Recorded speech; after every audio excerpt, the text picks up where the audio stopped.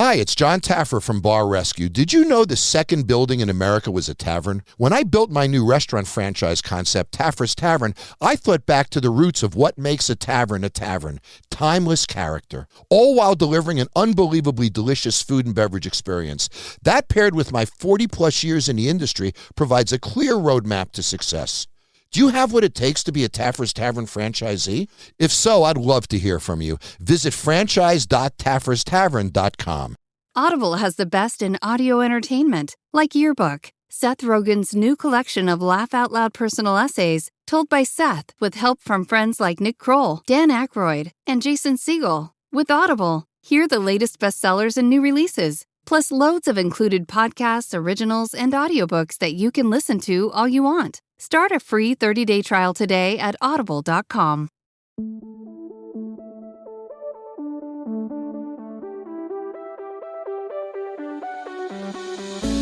You're listening to Two Chunks and a Hunk. Movie musings for mostly everybody.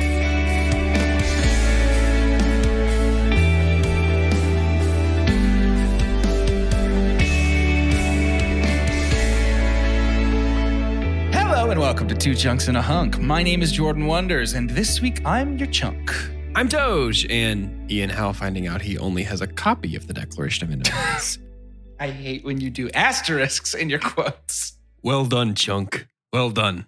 Hits his hand against the counter in anger. I'm Carter, and I'm so sorry I dropped you. I had to honk the Declaration.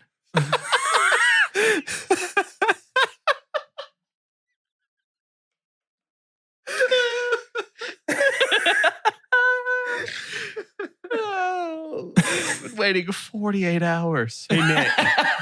Hey, Nick. Yeah. Why are you... Nice.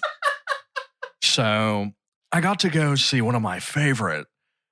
I saw Harry Styles live. It was Chelsea's 29th. It was Chelsea's 29th birthday present, and we saw it almost on her 31st birthday.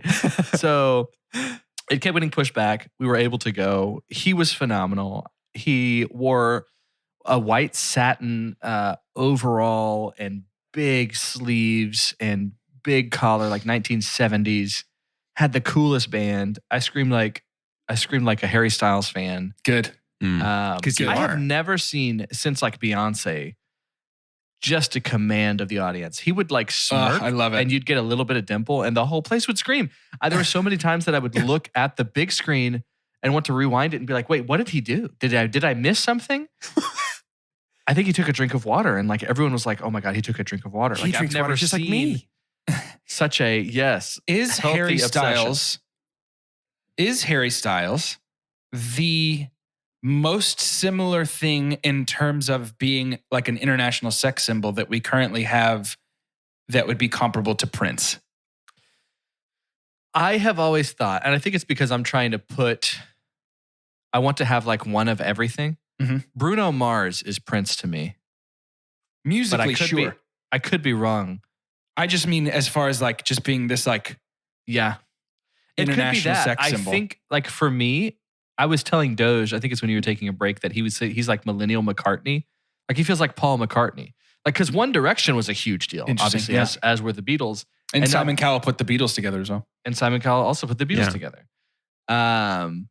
Dude, you know what? I had Prince thoughts too. So I think in terms of sex symbol, I don't want to give the kid the Infinity Gauntlet and just say that he's got the sex appeal of Prince and everyone else appeal of Paul McCartney. More like a Randy Travis then maybe. But he might. I Like thought you were Randy going to say Newman? Randy Newman. Oh. You don't My favorite know? Harry Styles song You're is always like, beautiful. was a bug. That's all I'm going to do with that song. I don't want to do it So anymore. ready for the rest. I don't want to do it anymore. Anyways, that I left there feeling ironically less hunky, but as it set in, having that experience made me feel hunky. And You were riding the watermelon sugar high. that was in very the good. encore. What Of course a it was. time. Oh, it's gotta I'm be. ready for that young man to go ahead and do a full rhythm and blues album. Sure. Yeah. But he can kind of do whatever he wants. So more power to you, Harry. Did that record come out during during the big sickness that I believe was going around? I think it did. Moly. I think Fine Line came out during COVID. Wow. I believe it did. Wow. Congrats, dude. Wow. Jeez. So did today's movie that we're talking about too. It's just been going on that long. Carter's sort of whole vibe on our Zoom screen looks like he needs a couple torches to clear out some of the darkness inside the room that he is in.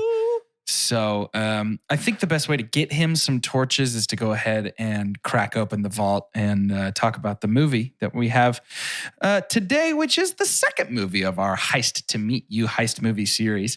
And I would say the loosest fit of the three movies in a heist series. No way. It's definitely a heist movie. I'm sorry. Hold on. Because what you guys just said is insane. Because hold on. It's not a heist movie. There is a heist in it. Hey?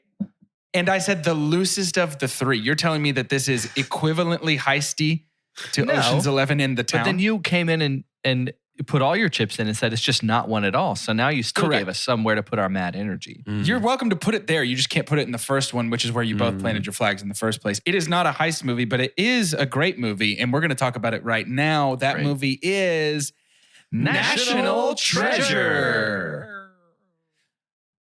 Doge, can I get a synopsis, please? Please.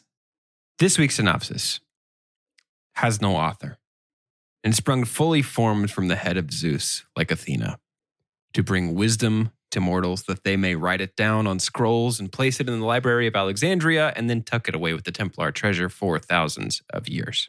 Only to be stolen. Benjamin Franklin Gates, a pedigree of the treasure hunter family who learns about a national treasure from his grandfather. The treasure is stashed somewhere in the country, and the clue leading to the treasure chest is ciphered and scattered all over the country. Benjamin's father abhors treasure hunting, as he himself lost 20 years in chasing the treasure without success. Plot takes a twist when Ben's accomplice Ian decides to steal, quote, Declaration of Independence, end quote, for the next clue. Ben refuses Why is it in quotes? Ben refuses to Ian's plan, and they become hostile. When Ben tips FBI about the possible theft, they refused to believe him. Ben determines to steal the, quote, Declaration of Independence, end quote, in order to protect it from Ian. Ben meets, quote, Abigail Chase, end quote, the curator of the archives when he steals the document. Rest of the story is about how Ben, his partner Riley, and Abigail decrypts the clues and rescues the national treasure without getting to the hands of Ian. How did this synopsis both include the word abhor and have no grammatical structure whatsoever? Rest. Rest of the story. I get so excited every time I'm watching a movie and I check the synopsis and I find a stinker. I've been thinking about how excited I am to read that to you guys all day today. Oh. Let's unpack this. Let's talk about whether this is a heist movie or not.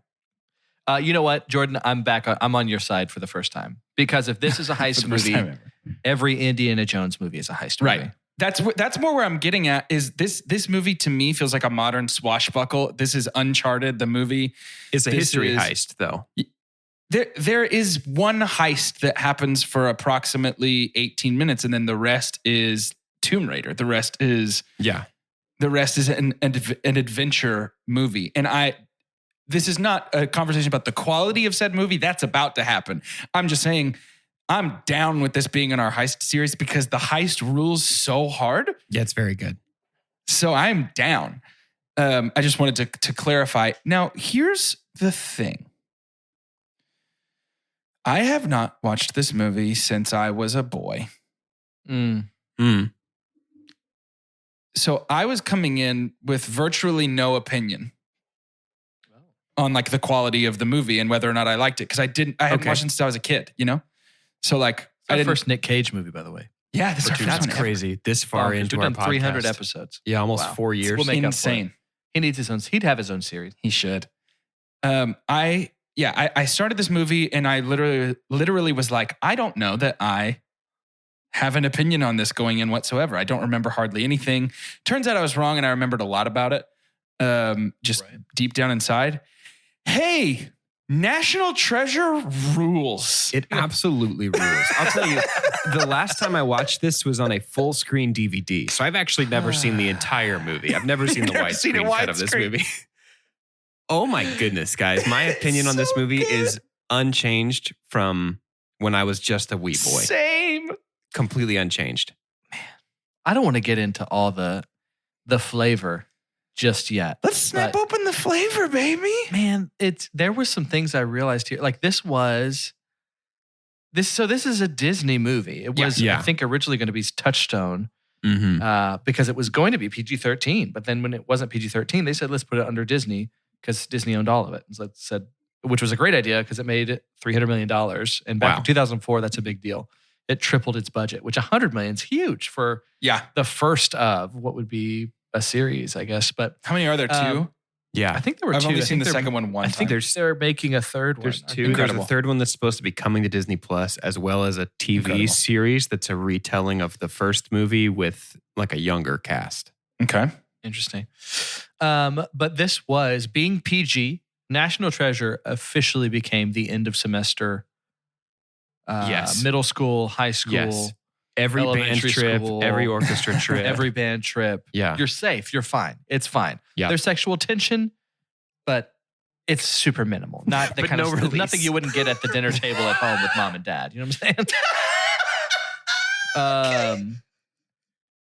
saying? But the last time I watched this wholesome movie, sexual tension is all in my doctoral pursuits, we visited Washington, D.C. Because there's some classes we were taking on certain types of leadership and educational leadership. A lot of academia history is in the Northeast for the United States. So we're going out to Washington, D.C. We get a spiel a little bit about what to expect on our tour. And then we've got about an hour and a half to 2 hours before we get there. And we're in a bus. And those little screens on the bus, our professor plays National Treasure. Beautiful. And what a way to set it up. Because then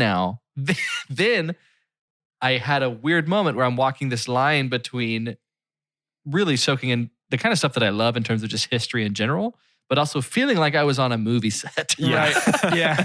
I was like, this is where Nick was. Oh God, that's over there's where he'd been mentioned. He like yelled burning something. I don't know why he did that, but it was like, it is so nostalgic. I didn't realize how nostalgic this movie was for me. And it came out when I was like 16. So usually I'm finding that from my like 1993s. Sure. Yeah. Yeah, man. There is something about this movie that is, it's not a so bad it's good type situation because the quality of the movie is actually pretty high for the most part. It's a really fun script. The script is such a fun script. It is that so I didn't realize as a kid doesn't take itself seriously at all in the best possible way. It is so like over the top, like Dan Brown, Da Vinci Code, totally wild pseudo history stuff, and it's so much fun. Yeah, it's definitely fun. And we talked about kind of the stage that Ocean's set, and I'm glad we're unintentionally doing these movies chronologically. But when we talk about going in to get the Declaration, they're totally pulling on Ocean's, right? Like they're showing us the scenes, talking over that, and we're actually getting a little bit of the action in the narration of what they're going to do. Well, and it's like, even the exact same thing of let's record a blank hallway, an empty hallway, and play it back on the security monitor. I mean, 3 years later, so it's a clear rip. Imagine Benjamin Gates, sitting you are in now theaters. the Invisible Man. Yep. Yeah. It's a good line. It's a great line. I'm going to super pump real quick. Go, please. My super pump is Nicolas Cage. My super pump is also Nicolas Cage. Okay. Very good. I'm gonna super dump real quick. My super dump is Nicolas Cage. Yeah. He is an anomaly. Nicolas Cage, his entire career, he has been the best and worst decision to make for every single movie he's ever been in. This man does it simultaneously because he's just kind of, I think he's on the Mount Rushmore of quirk. He's up there with Jeff Goldblum and Chris Walken. And you're kind of like, how do you keep doing this? How do you keep making it work? But it works. I could not possibly imagine anyone but Nick Cage in this role as Ben Franklin. And I couldn't possibly, I also crave someone else in this role at the same time. Yeah, you know, I'm also like, can you give me someone else? But please don't take him away. Nick Cage is the definition of, to borrow from 2014 culture, get you a man who can do both. Nick Cage can do both. Yeah, he's won an Oscar. Like it's absolutely bizarre. But he works perfectly for me in this movie. He is far and away my favorite thing about this movie. Oh, yes. Because I can't look at anything else. And I am a huge sucker for stories like this, like Indiana Jones, Uncharted, even Assassin's Creed. Like the modern day stuff was always more interesting to me than the like any of this like Dan Brown pseudo history stuff. Is so you are interesting on an island liking the modern part of Assassin's Creed more than the I know. I was like, part. this is far more interesting. The modern incarnations of the Templars and the Assassins is way more interesting to me than Ezio and Altair and all those dudes. But anyway, even in a movie that is built around one of my favorite like tropey, pulpy, ridiculous concepts, I cannot focus on anything except for Nicolas Cage. It's unbelievable. The whole thing revolves around him. And do you think, so 2 questions. One for the both of you. Do you think this is the role he is best known for? Dude, generally? Maybe. Ooh. I'm going to say yes, actually. I think it's got to be this one or like Wicker Man. Sure.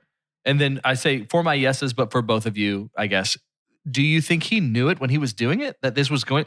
I don't think he had any idea. I don't think Disney that this was going to be... But they did. They spent $100 million in 2004. They spent $100 million on this movie. I think Disney has had bukus, but they're trying to replicate the Pirates of the Caribbean smash, right? Because that was like, a year and a half before? Yeah, maybe. 2 totally, isn't that crazy? But they're both totally Bruckheimer. Different kinds of movies. Yes.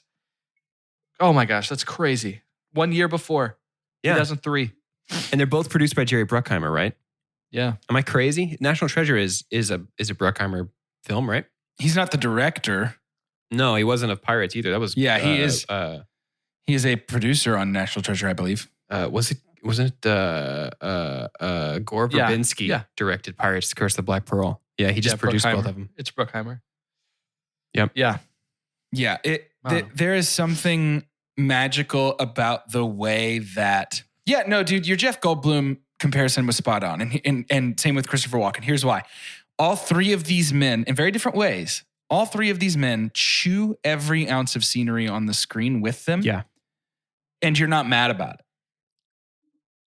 And you will never catch any of them, hardly ever, attempting to sound anything different than how they just always sound. Right. If that makes sense. Like, what is the point? If Chris Walken is playing some British person and he's just like, oh, hello, how's everybody? You're like, what are you doing? Why did you cast him? Why is it Chris Walken? If I may. We need Chris Walken. If I may. Nobody casts Jeff Goldblum to act. They cast Jeff Goldblum to bring Jeff Goldblum flavor to the table. It's the same, I think, as The Rock and as Keanu. It's these beautiful boys that we love so much are movie stars first and actors second. Bingo. Yeah. You know? Bingo. Yeah. You know, I would say though, I think out of all of them, because I think this is an interesting conversation, Goldblum, either it's his agent or himself, tends to be making the best decisions. Correct. Because I think he's Walken does some good stuff too, though. Walken does too. I think Nick is the worst, and he's historically known to be the worst because he says no to nothing. I think because Nick has range, just not in his AAA movies. Right. Consistently in debt. Like I heard the movie Truffle that came out recently. Right. That I think it's called Truffle. I think it is. Or is it called Hog or something? It's like it's this truffle farmer, and it's kind of like it ends up being like a gritty action horror movie or something, but massive raves. Yeah, Mandy a couple years ago, people were going nuts Film Festival. Everybody's standing ovation. Brilliant work from Nick Cage. Are you? I mean, he just does it all. He says yes all the time. I do have to circle back and check. Did you say the Cannes Film Festival? Yeah, I always pronounce it wrong. It's Cannes, but now I want a chicken festival that's I'm sorry, also a film Cannes. festival. I always say it wrong. I think it's because I'm like, y'all know how close I am to a Cane's over here. I know. Yeah, the first time I went to your new house, I told Jess that we could never, ever move there because I would just walk and eat Cane's every day. I clocked it. If I hit a green light, 83 seconds from fame. That is so dangerous. That means on a good day where they're already pumping out chicken and fries, you're at most a 6-minute round trip from sitting back at your table with a bucket o' chick, essentially. Never have to worry about it. Let's figure out a movie series to watch. Maybe it's like Matrix or something, since Jordan's never seen them, and have a Cannes Film Festival at your house, Carter. A Cannes Film Festival. I'll make sure to take off whatever filter that y'all weren't close enough friends to tell me in the moment. I'll make sure and fix that. It's motion smoothing. You had motion smoothing. Or else I'll wait until like 2. Did you just think I shouldn't be on this podcast anymore after I did that? I was embarrassed. When y'all told me that, I had a hard time. I don't know if we were recording something after you broke the news, but I was like, oh, okay. You couldn't shake it. Cool. Cool. Yeah, well, it happens. Scene Bean. Can we talk about Scene Bean? I'd love to talk about Scene Bean. Is he ever the wrong choice? No. No. Scene Bean is always perfect. No. Yes. He's so good. He brings a weird gravitas to this movie. Yeah. Oh, he does. He's up there with all the, and we're not going to just create a bunch of celebrity Rushmores today, but he feels stage. He feels like that like European stage actor. That's why when he's Boromir or when he is Ned Stark, it's like, oh my God, these are icons. Mm-hmm. Yes. Like this is taking over the world for a hot minute. So when he plays something like this, what a great villain. Yeah. What a great. Oh man. I have to tell you, the first time I saw this movie, I had a feeling he wasn't a good guy. And I think that's great. I think that's fine. He's on Nick's side at the beginning, on Ben's side, but then he turns. It's like, hey, listen, if you've seen GoldenEye, if you've seen Lord of the Rings, he's turning, right? But in this one, at least, he lives. Did you see the trivia that this is one of the only movies he's alive at the end that Scene Bean has ever done? That's amazing. Yeah. His name. And I'm glad. The script for this movie is just so, it was written by a 9th grade history teacher. I thought of Pacific Rim too. The name, Ian Howe, he's the British villain of this movie, and he's named after both the brothers, Admiral Howe and General Howe, who were stationed in New York during the Revolutionary War. Nicolas Cage's name is Benjamin Franklin Gates. Yeah. There are all these like founding fathers. It's just... Isn't his dad John Adams Gates? Jonathan Adams Gates. Yes. Yeah. It's wild. There's a trivia on IMDb that says Ben Gates' name is a pun on the film's, quote, old times in modern times theme. Ben Franklin lived during colonial revolutionary times. Don't say Bill Gates. And Bill Gates is modern day. Sure. Sure, bud. 6 of 26 found this interesting. That's right. We need to take more dives into that. We started doing that. What did we call that? Like you go find the least interesting trivia. I am doo-doo trivia. It's the bad one. Doo-doo. It's the doo-doo right at the bottom. Was that the worst one? That was one of the worst ones I could find. But the names in this are just...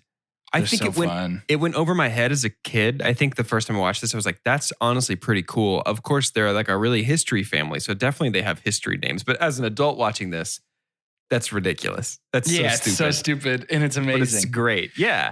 I would like to go ahead and super dump just to get out of the way, because I really don't have a lot negative to say about this movie. Even the bad stuff is so stupid that I can totally forgive it for the most part. My super dump is the overall treatment of Abigail by the other characters in the movie. Just like, and I know it's played up for laughs. The pretty girl. I know it's played up for laughs, but they're like, the hot girl. Shut up. Don't you ever shut up. Like that whole thing. I know it's played for laughs. It's not funny though. Yeah. My super dump is the interactions, the relationship between Benjamin Franklin Gates and Abigail Chase culminating in the romance at the end. Yeah. It's just, there is nothing that feels good okay about that. By the light of our torches, let me give you our first smack. Right there. Right. Like the timing, dude. Ugh. What are you doing? Yeah, I don't care for... Yeah, I guess the romance would be the broad umbrella of my super dump, but specifically the treatment of Abigail by the other characters in the movie is grody. I think this is where there's hints of Indiana Jones. There is. But maybe not done as well, because it felt like Harrison Ford could just kiss you at any moment. And people would be like, wow, that's pretty romantic. But I think not Nick Cage. I think with Nick, I'm sorry, Nick. I'm sorry. It's like, well, we're going to put that kiss up on the fridge with all the other kisses. And we'll be able to walk by and be like, wow, what a great kiss. You tried. I mean, if we're going to talk about things Indiana Jones does better, like I think the reason his father's in this is because Sean Connery was in the, at the time, most recent Indiana Jones. It's like, hey, if you can't get Sean Connery, get John Voight. How about John Voight? How about Angelina Jolie's dad? Maybe he can do it for us. And he's perfect. But I think something, I was thinking about this while I was watching it last night. It was almost my super dump for this movie, is that Benjamin Franklin Gates has no listed occupation. We do not know what he does when he's not looking for this money. He's never shown like working or doing anything. And he has no compelling reason to search for this treasure other than he really wants it. He just really wants it, you guys. He wants to find it, guys. So let's let him find the treasure. Let's help him. He just really wants it. And I think every Indiana Jones movie does it better. We obviously see Indiana like being employed by the college and being sent on these field assignments to gather things for the college or to send things to a museum. And he has a compelling reason in every single one. And most of the reasons are Nazis, so the Nazis don't get it. But there's no sense in which like, oh, if Ian gets this, he'll use it to destroy the world. No, he'll just get it and we won't get it. There's not he really gets the treasure. I'm team don't let Nazis have stuff. I'm definitely on whatever team that is. Nazis should have nothing. I can't even think of a single thing that I'd be okay if I was like a Nazi with can British have that. people having stuff. So why? So what's the big deal, I guess? No, I agree with you. It's weird. If it does, this is the opposite example of what we've talked about so many other times, which is like, I don't believe that these characters exist outside the boundaries of the not camera at all. in this movie. I don't need to in this movie. This movie does not present itself in a way that's like, you should be absorbed by this world. It's like, no, this is all about this one particular story, and that's all that matters here in this space. But I do think that it would be a mistake not to talk about the boat. This was going to be my super dump when the movie started. And then I was like, you know what? I just don't care. It's great. Like The Secret Lies with Charlotte, that boat? Yes, that boat. Okay. That's the boat. The Secret Lies pretty with crazy Charlotte. that on a wooden boat, he found the one metal piece at the top with a metal detector. You don't have time. You don't have time for anything else. I love that all the gunpowder was fine underneath all that snow. Yeah. I mean, our torches are older than that. Yeah, the torches all were, it's full of those adventure movie tropes where it's like, you just got to be like, yeah, okay. You have to. Whatever. But for me, the most egregious thing in the entire movie is that, 6 of them fully excavated this boat in like a couple hours, it looks like. For real. It's just bananas. But I love in that weather. This is our first time that we get a real look at Ben just knowing everything about everything all the time in the best possible way. He's like, smuggler's hold. It was so ridiculous. I love it. It's so him solving connections. The puzzle, and he's going down the rabbit trail of like, why is it capitalized? It's a person. Because it's a person. It's capitalized because it's a name. Yeah. And the one guy who's like, Daddy important. The one guy's like, because it's jail. He made me giggle, guys. I giggled out loud at him. I really did. It feels like, though, his character of always knowing everything is pulling from a trope, right? Totally. Yeah. But Indiana Jones doesn't always know everything. I don't think this is strictly Indiana Jones. Right. So what's he pulling from? What treasure hunter always knows everything? Well, he could be pulling from Poirot for all we know. Like, I guess that's Agatha true. Christie. I mean, somebody who walks in and just knows more than everyone else. It's just different, though, in this setting. I'm all down for knowing that Benoit LeBlanc knew from the beginning that she committed the murder. I really do believe that. I think he's just this supernatural sleuth, right? From Knives Out. Yeah. But there's something about it's harder to believe. It's just like the kiss, Because it's Nick Cage. I don't know, man. I don't feel like you get it.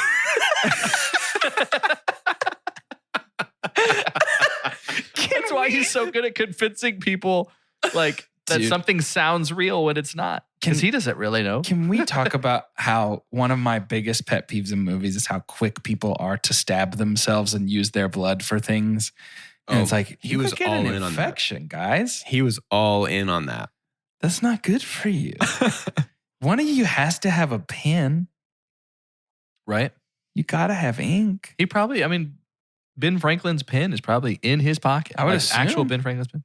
Just a quill and Whatever. an inkwell. That feels like the right assumption. The only assumption that I feel comfortable making is I assume it's time for shout announcements. It's the shout announcement show. Welcome to Shout Announcements. It's the show. It's the part of the show where we do shout outs and also give announcements. Shout out to all of you, our dear listeners. We love you so much. And special shout out to those of you that have gone out of your way, taken your valuable time, and rated and reviewed us. Rated and reviewed us on the Apple Podcast app. That is huge for us. It is quite literally the number one way to make sure that this podcast gets into the hands and ear holes of new listeners. So if you want to help us out, we have a goal of getting to 400 reviews, 300 reviews. 300. I'd like to set it for 400, but 300 reviews before our 4th birthday, which is coming right around the corner. So if you want to make this little 4-year-old happy, all you have to do is go give us an honest rating and review on the Apple Podcast app, and we won't, wink, wink, won't internalize every word you say and either hurt ourselves with your words or build our egos so large they explode. Special shout out to Jonathan Benedetti. Since the last time, Jonathan Benedetti. Since the last time that we talked about this, he's done a review. Thanks. Thank you. He says, best movie podcast, 5 stars. Ooh. Me and my son love this podcast. I love that. He listens with his son. That's beautiful. Maybe skip. I'm trying to think of there's like 1 or 2 episodes. And I'm like, how old is he? It is our favorite. It is our favorite one to listen to together, especially the MCU episodes. Well, now I don't really care about this review. Thanks anyway, Jonathan. I'm kidding. I'm on some of the newer ones. Great commentary and hilarious. I agree. Jonathan. Thank you, Jonathan. Benedetti. Thank you, Jonathan. I very love kind your of you. last name. I love your review. It's a lot of Thank fun you to so say. much. I also love, I can't legally say more than those of you that aren't patrons. And because it's a Zoom call that I'm on with my friends and it's a podcast that y'all are listening to, you don't know if I'm winking or not. But patrons out there, I love you a lot. I'm not going to say I love you more, but I love you a lot. We have 2 tiers, if you didn't know that already. $3 tier, which is going to be extra valuable coming up. So that's your cheapest way into getting an extra vote for our upcoming series, which is about to be, I think, a regular thing for us, a seasonal thing that we talked about a little bit on our episode yesterday on our Mini Monday. But be on the lookout for another Chunktober. So we're going to have a bunch of scary movies and a big poll there, and you get 2 votes when you are a patron. You'll have an exclusive voting there, and there's a lot of influence there. Not only that, it's already out, I would think, at this point. But Back to the Future 2, my first time through the Back to the Future series, is on Patreon, along with a lot of other excellent episodes that we've done. Some of them very bad movies, some of them very good. You'll have every Oscar winner over there that we've done. Best picture winner. Best picture. Every Oscar winner. We've spent a lot of time.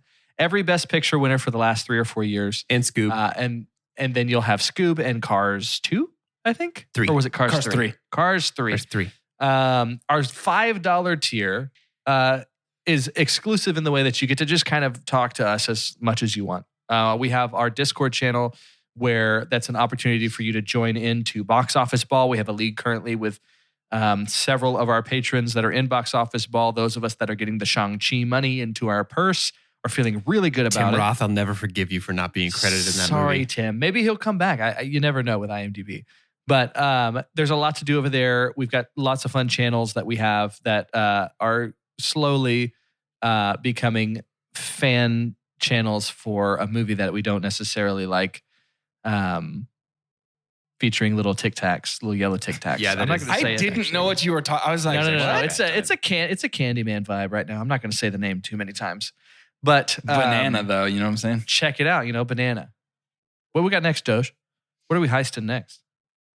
The finale. This went by so fast. It's the I finale. know. It's the end of it. And speaking of talking with us, in ancient Greece, folks used to gather outside the oracle at Delphi for the chance to hear wisdom from Apollo. On each consultation day, they had to bathe themselves in spring water. spring water. Then they had to pay money. Spring water. They had to pay money. They'd offer a Polanos, a type of sacrificial cake, and they brought so these. Clear, you have not seen this movie. They brought these offerings to the oracle. You're so McConaughey right now. You keep leaning in. They brought these offerings to the oracle at Delphi to hear from Apollo. During the summer months, they believed he lived in warmer climates, and so they offered him all of these wonderful things for the chance to hear his voice. And these were the offerings they brought. And people don't talk like that anymore, but maybe they should. And the thing I bring you for my offering to you as part of our series is the Ben Affleck movie, The Town. Yeah. And we're talking about that next for all week. two of you still listening to Shout Now. What a great tie-in. No, that was if National Treasure did. I got it. I do like that. At Kings Island, it's never too early to start thinking about next year's fun. That's why we're offering the lowest price of the year on a 2022 Gold Pass right now. That includes unlimited visits this year, so you can enjoy Tricks and Treats Fall Fest, Haunt, and Winterfest. Then unlimited visits next year to try new foods, hang with the Peanuts gang at Planet Snoopy, scream on our world-class coasters, and splash away at Soak City Water Park. All for as low as $105 plus applicable taxes and fees. Hurry, offer ends soon, so get your Gold Pass now at visitkingsisland.com. It's amazing in here. Get Labor Day savings all month long at Coghlan Toyota in Heath. This month, lease a new 2021 Toyota Tacoma SR Double Cab 4x4 only $165 a month, or a new 2022 Corolla SE Nightshade Edition only $197 a month. Both for 36 months with $39.99 cash or trade due at signing with approved credit. Coghlan Toyota in Heath on 79 where Heath meets Hebron, or CoghlanToyota.com. All factory rebates to dealer. Payment excludes tax, title, license, registration, and $250 document fee. No security deposit required. Residency restrictions may apply. See dealer for details. Ends 10/4/21. I'm going to super pump, and there's nothing anybody can do about it. Ready? Do it. It's Riley. No. It's Justin Bartha's Riley. Yeah. There's nothing wrong. You can do that. Sure. That's fine. He rules. He's so funny, dude. Yeah, he really is. He really is. He does get to. He gets to be the audience in terms of being like, yes, we totally see this. We talked about the two of you had mentioned how this movie kind of pokes fun at itself. Yeah, and he's the surrogate, right? Like he's the voice of that. I think he's proof that everybody except Nick Cage knew exactly what Nick Cage was doing during filming of this movie. Sure. Right? Sure. I mean, I don't think Nicolas Cage has the self-awareness to understand exactly what his effect on this particular piece of art is, but boy, Riley does. Dude, Riley sure knows. I think Justin Bartha came in and just killed the comedic relief of this movie. He is so funny. His timing is fantastic. I think that it is a shame that he basically did this and then essentially like a side character in The Hangover, and that was it. Like, I think that Justin Bartha has great comedic sensibilities, and I think they are on full display here. He's young in this movie, dude. He's 26. And he is hysterical. Maybe 25 at the time of filming. Yeah. Like, one of the things that I realized I remembered from this movie, couldn't have told you it before pressing play, but I said along with him, when are we going to get there? I'm hungry. This car smells weird. There's that one. There's the okay. Who wants to go down the tunnel in the creepy tomb first? Yeah. And Albuquerque. See, I can do it too. Snorkel. Burned into my brain. Dude, I don't know. I understand that it sounds like I'm doing a bit. He's my favorite part about this movie. No, that's totally understandable. That's totally understandable. This is like bad airport novel adjacent enough that I think, yes, I think anybody that I meet could say anything about this movie is their favorite part, and I'll be like, yeah, absolutely, that makes sense, right? Absolutely. If somebody's like, yes, Sadusky, the FBI boy who's secretly Harvey Keitel, by the way, who's secretly a Freemason, is my favorite part of this movie. Of course he is. Sure, it's amazing. I love that he's secretly a Freemason. He came on screen and I was like, oh yeah. Yeah. I forgot Harvey Keitel is in this. Yep. Also, Mr. Pink. One of his crew. Did y'all watch Dexter? I did. No, too scary. Okay. You might have seen the Vine, and we're going to have to bleep this out. But the Vine where it's like, all rise, motherfucker. surprise, motherfucker. Some fries, motherfucker. As the guy who keep doing the same thing over and over again. That's the character.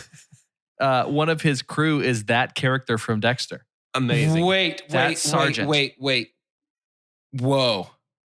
That's him. Unreal. 2 years later, he would do Dexter. Dokes. Sergeant Dokes. Isn't that wild? Unbelievable.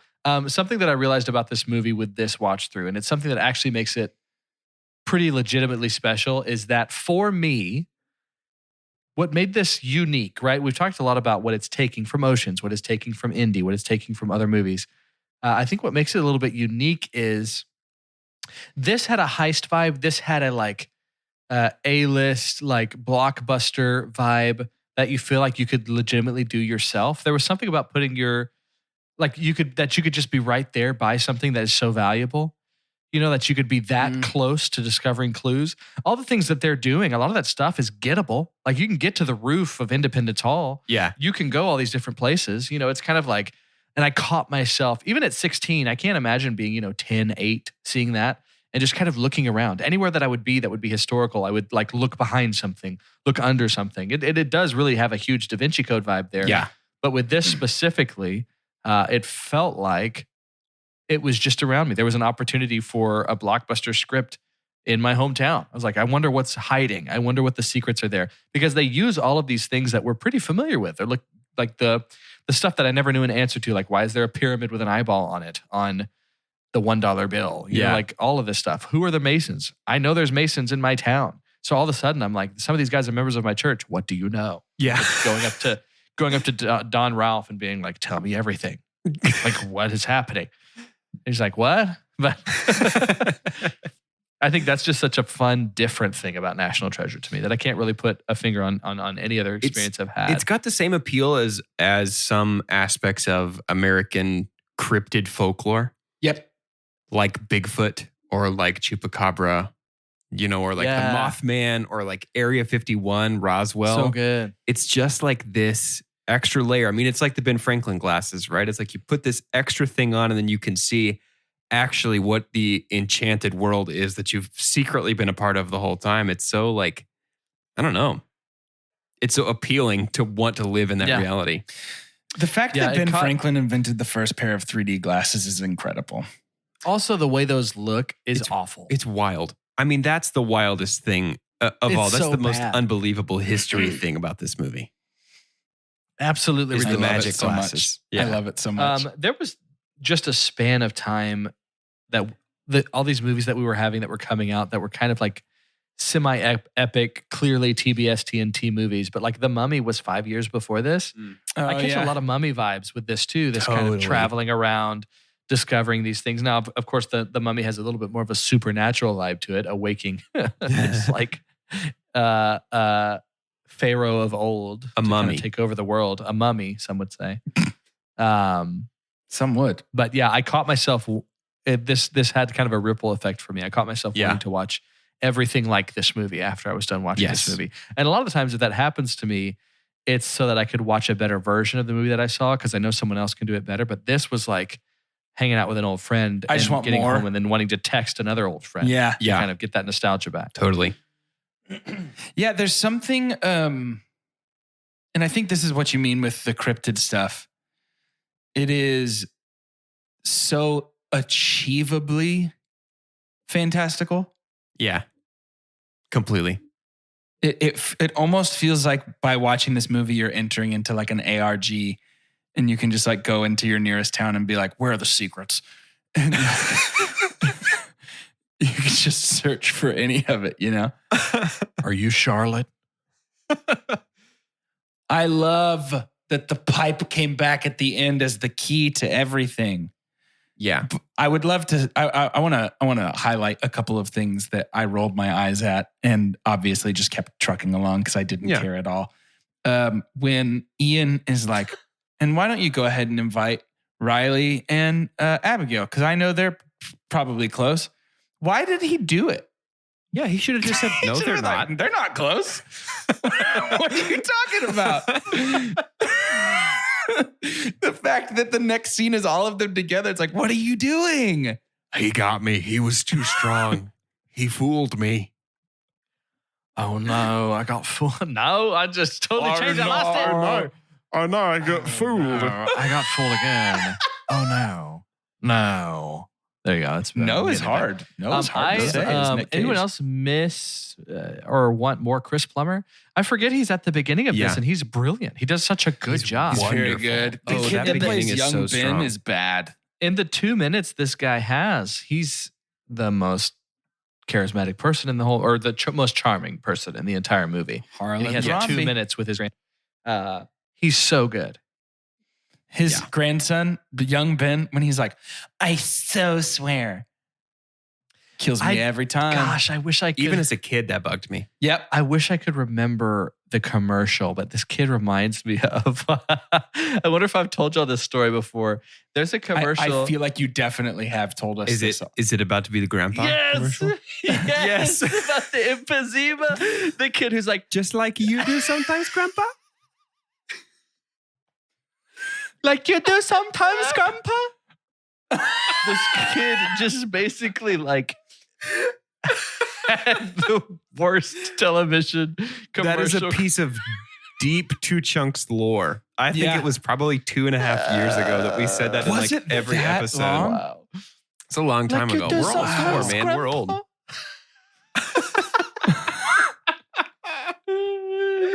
Talking about how the big bad wolf runs out of breath. Oh, okay. But it's like that with this kid, right? Like, it has always bothered me. I remember being bothered as a kid. Just like you said, that it's the emphasis. It's not I so swear. Emphasis. It's not I so swear. It's I so swear. Yeah. Like I'm so hungry. It's like it's a modifier of how intently he swearing. He swears so hard. Signifying what he swears. I swear it is so. Yeah. But I don't think I'd be able to keep my composure if Chris Plummer was like, do you want to be a knight? Yeah. Be like, of course I do, Chris Plummer. I think so.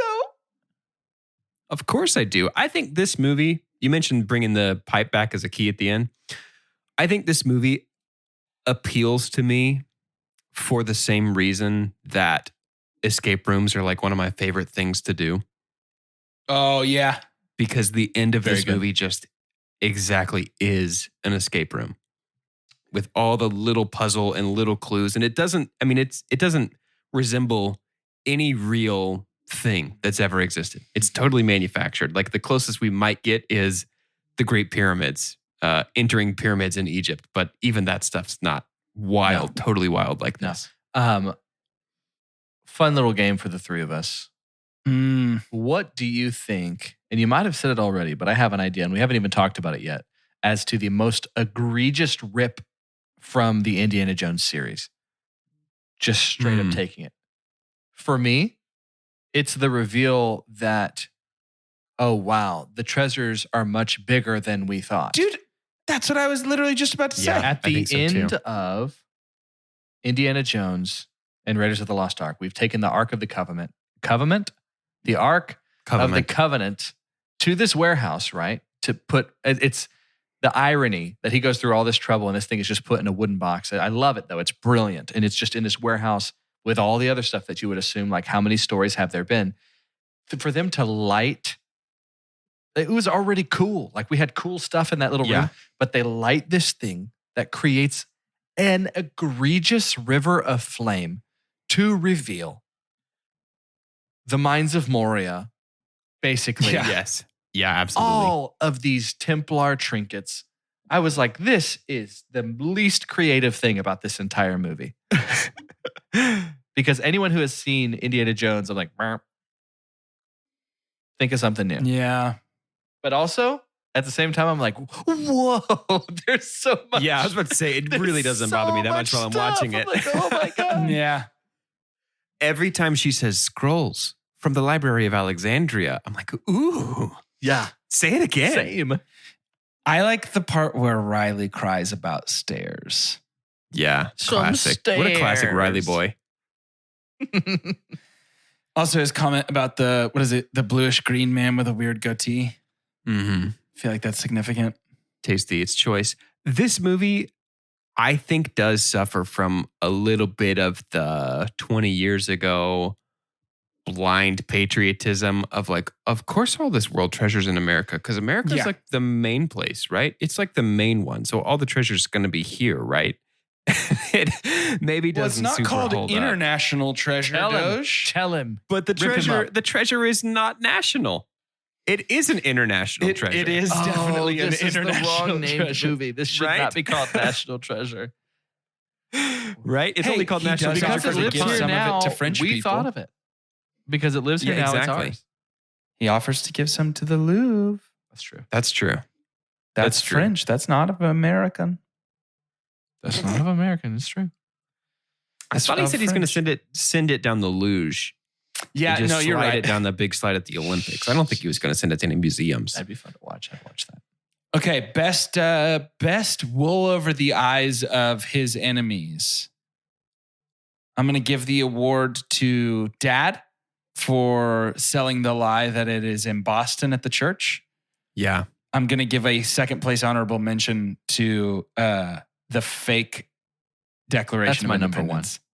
It's Fake so Declaration is fantastic. $35 declaration. That's wonderful. great. That's like some heist movie stuff right there. Yeah, dude. for real. The Declaration heist is really very good. And I mean, they are very good. straight up ripping off of notably Ocean's 11 and Mission Impossible, to be honest. Yeah. Mission Impossible. Yeah, I mean, I it's- love it's- that he can't get the screws out of the back of the thing in the 4 minutes he's alone down there, but he can in the 30-second elevator ride. I think using the bulletproof glass that houses the Declaration of It's so Independence sick. as a shield is so cool. Yeah. His laser that he heats up the Declaration sensors with next to Gam Gam. We're getting in Chris Farley territory. I know, Do you but it's remember- got to happen. You remember that? Oh, it's awesome. It's got to happen. That's some of the Two Chunks flavor is just geeking out about fun stuff in movies. I want to do something in my life where I sit in an unmarked van with monitors and a walkie-talkie.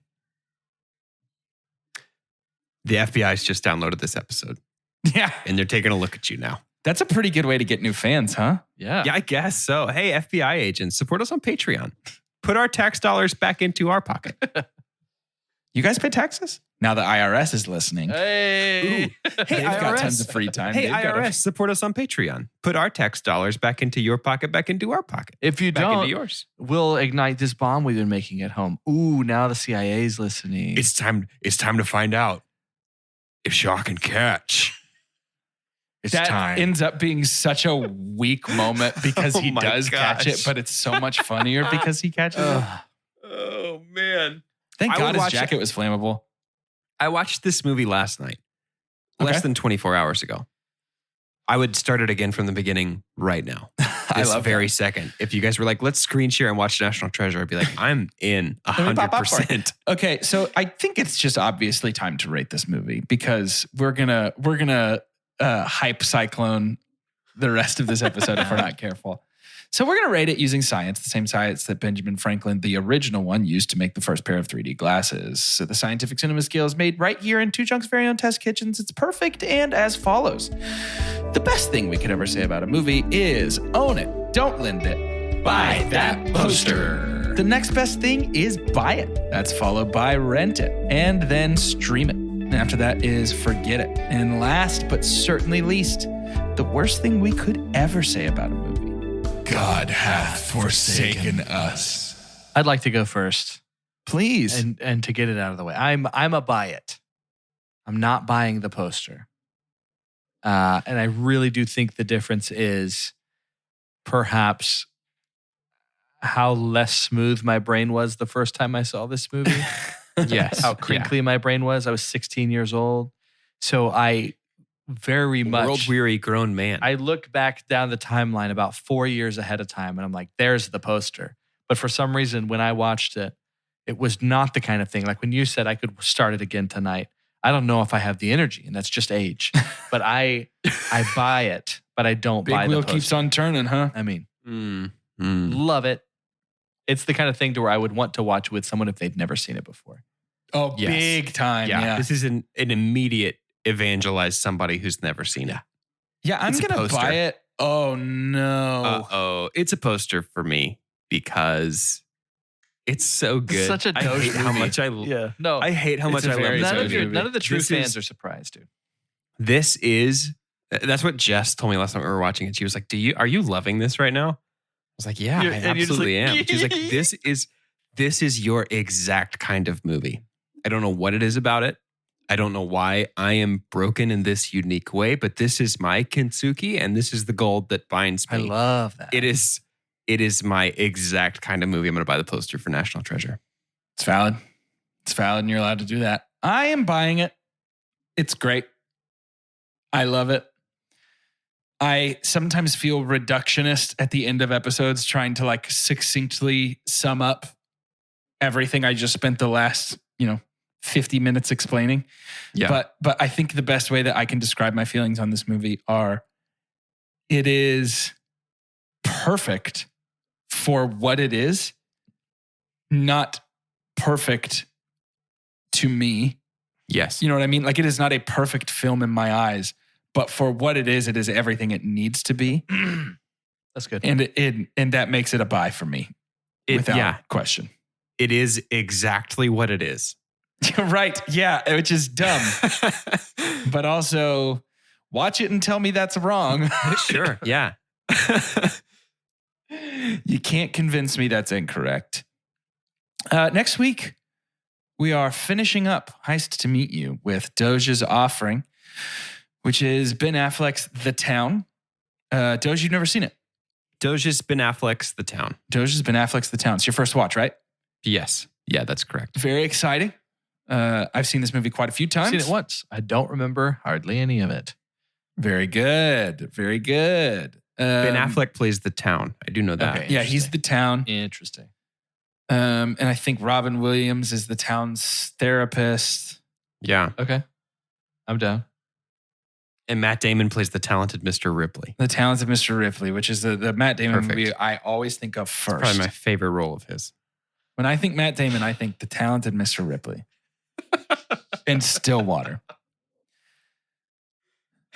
To end today's episode, I'd like for each of us to say our name and what historical item we would like to see Ben Franklin Gates tackle next. For Two Chunks and a Hunk, I am Jordan Wonders, and Ben Franklin Gates this time is going to go once and for all find George Washington's wooden teeth. The end. The Wooden Chompers. The Wooden Chompers. National Treasure 3, Search for the Wooden Chompers. They're inchers. They're like dentures. Oh, nice. Inchers. That is good. Yeah, thanks. It takes George I'm a very Doge. long time to chew anything at all. Gosh, I guess I got to watch all of the Lord of the Rings I now. know. It doesn't take much for me. I'm Doge, and Ben Franklin is a big fan of these ancient historical documents codifying personal liberties, and so he's going for The Magna Carta. the Magna Carta, the Yeah. hottest little track of 1215. He's going to grab the Magna Carta and he's going to find a map to an even bigger and even more different treasure. I love that. on the back of I it. love that you mentioned the bigger treasure because I'm Carter. And like literally, what's interesting though is that it takes him to France and he finds this colossal temple that evidently nobody knew about, but it's been right in front of everyone this whole time. Surely there's treasures inside, but there's this massive hole that looks like there needs to be some object put in there. And we're talking like a huge crevasse that needs to have something put in there to unlock this massive temple door. And he says, it's because the key's not here anymore. That everyone's like looking for, like, you can't find it. Something that big, how could we miss it? And then he looks at the camera and he says, that's right. A gift given to the states. I'm going to steal the Statue of Liberty. Yeah. Yeah. So that he can put that in there, open up this giant door. Not even close. Yours is the best answer and one I would actually watch. Yes. In fact, if he doesn't steal the Statue of Liberty in National Treasure 3, I'm deleting Disney Plus. I'm unsubscribing. Wait a minute. Apple of my eye. Big apple. Gift of the father.